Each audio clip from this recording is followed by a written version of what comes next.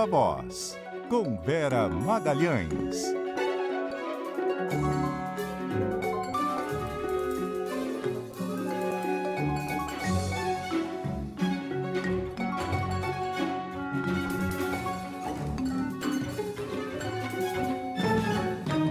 Vera Magalhães, muito boa noite, tudo bem? Oi, Débora, boa noite, tudo bom? Boa noite, Nadédia, boa noite aos ouvintes e também a quem nos assiste. Uma ótima semana para todos nós. Boa noite, Vera. Pois é, essa é a última semana de trabalho no Congresso antes do recesso de fim de ano. Como é que tá o clima por aí, Samanta? O pessoal tá já com o pé no freio, tá naquela correria para resolver as pendências? Hoje, inclusive, tem reunião de líderes convocada por Hugo Motta para discutir votação, né? Isso, Débora, Vera e Nadédia, boa noite para vocês. Olha, mais num sentimento de pé no freio do que de aceleração, como foi na semana passada. Esse, pelo menos, aí é o pedido de vários dos líderes aqui da Câmara dos Deputados, inclusive a sessão remota é um indicativo nesse sentido.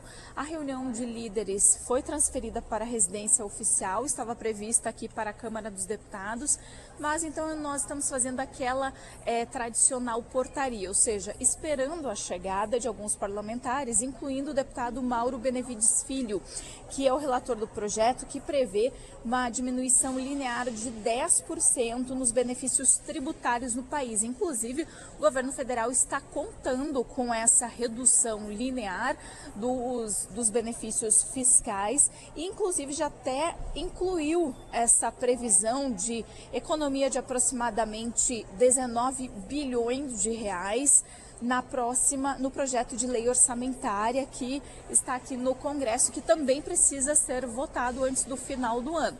Mas é um indicativo de votação do orçamento nos próximos dias e indicação de que esse projeto pode sim entrar na pauta.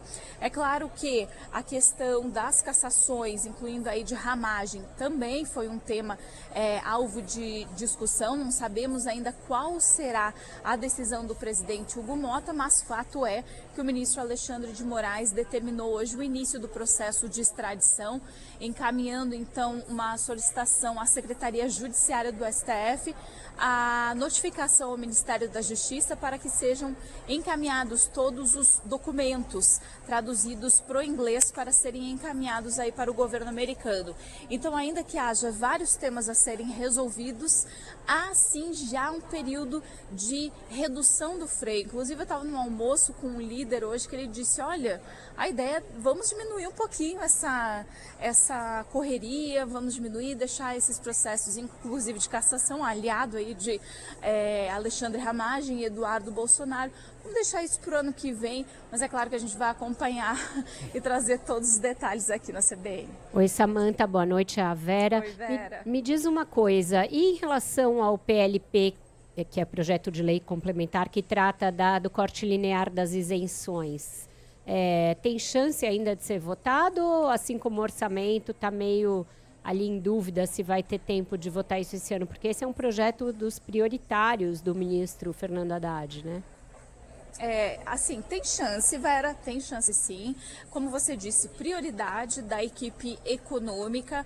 Na semana passada, inclusive, o número 2 do Ministério da Fazenda, Dario Durigan, disse que é prioridade das prioridades aprovar esse projeto justamente para tentar fechar as contas. Mas fato é que esse tema foi discutido hoje. Mauro Benevides participou dessa reunião justamente para trazer mais detalhes desse projeto de corte linear de até 10%. Mas a gente tem que ter a confirmação dele. Eu estou ligando sem parar para ele para ter confirmação se realmente entra na pauta de amanhã, mas eu vou ter que trazer essa informação em seguidinha, ou seja, a confirmação se entra ou não na pauta do plenário de amanhã ou quarta-feira. Tá certo, ó, conseguindo a informação, só chamar aqui que você tem prioridade, né? Pé no freio, mas temperatura alta, né, Vera, com todos esses temas. Agora, esse projeto específico, ele é bastante importante para o governo, né? Muito importante, assim como o orçamento. Eu diria que é um pé no freio, mas está na descida, ali na banguela, a coisa da relação entre os três poderes, porque nunca teve tão tumultuada, Débora. Se a gente pensar que na semana passada o Senado aprovou uma proposta de emenda à Constituição tornando, portanto, parte da Constituição a regra do marco temporal para a demarcação de terras indígenas. E nessa semana o Supremo reabriu a discussão desse assunto, pautando no plenário virtual várias ações a respeito. A gente vê que a treta entre eles continua.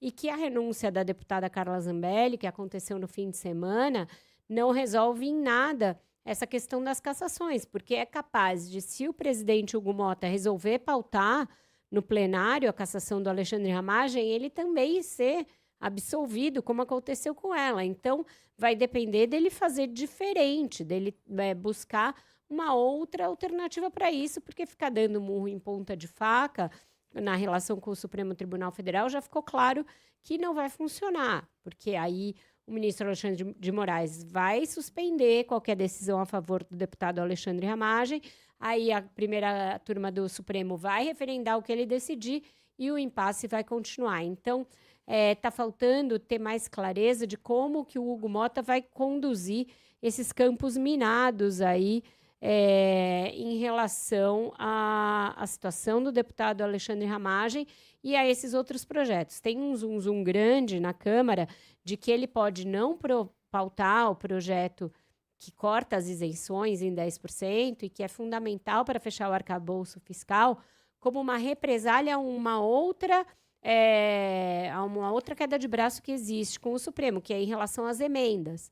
Como na semana passada foi deflagrada aquela operação da Polícia Federal, que teve como alvo uma ex-assessora do deputado Arthur Lira, que praticamente prestava serviço para todo o Congresso, isso seria uma retaliação, porque o Congresso sempre vê o dedo do governo junto com o ministro Flávio Dino nessa questão das emendas. Então, as relações seguem terríveis e, se houver um pé no freio, na velocidade, tem muito também dessa coisa de retaliação. Então, a gente tem que avaliar como é que as coisas vão andar. Nesse fim de semana teve a manifestação, né, principalmente no Rio de Janeiro, e eu acho que o peso não foi tão grande quanto daquelas que aconteceram em setembro. Mas, ainda assim, isso também vai entrar na equação de como que o Congresso vai se comportar nessa semana. Estou curiosa para ver o efeito do recesso, Vera, porque se por um lado algumas coisas que estão sendo vistas mais com fígado, assim, tendem a dar uma acalmada, o diálogo fica muito mais travado, né? Fica. Para quem está no meio da fervura, de repente essa pausa é boa para serenar um pouco os ânimos e é boa para acalmar. Estava conversando com o ministro, olha, tem chance de não aprovar o orçamento de novo, como no ano passado.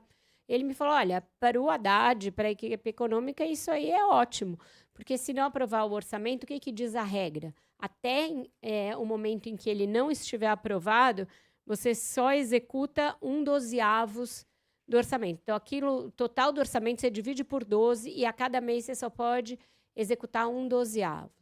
E aí a lei eleitoral proíbe que se faça gastos discricionários, ou seja, despesas não obrigatórias depois de um certo período, por conta do processo eleitoral. Então, a janela para gastar fica bem menor, vira uma janelinha, na verdade.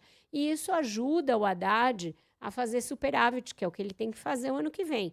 Então, para o ministro da Fazenda, não é tão ruim não aprovar o orçamento. É lógico que para as tais entregas que o governo quer fazer, é ruim. Mas para a Fazenda, é meio música para os ouvidos ter um certo freio nos gastos logo no comecinho do ano.